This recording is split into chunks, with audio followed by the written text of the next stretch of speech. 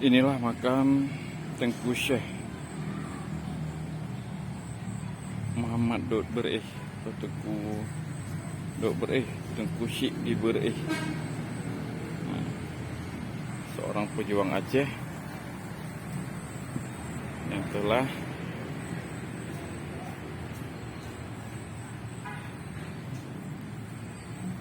memberikan Soekarno kesempatan untuk menggabungkan Aceh dengan Indonesia. Rupanya Soekarno ingkar janji dan menipu Tengku dan seluruh rakyat Aceh. Nah, ini dia Tengku, makam Tengku Dut Bereh, berada tepat di Masjid Abu Dut Bereh di Bernun PD. Ini dia makam Abu Syekh Abu Dut Bereh.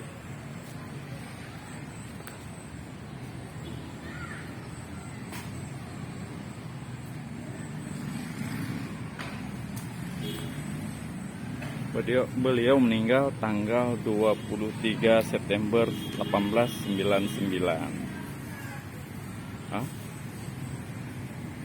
1987. Lahir 1899 ya.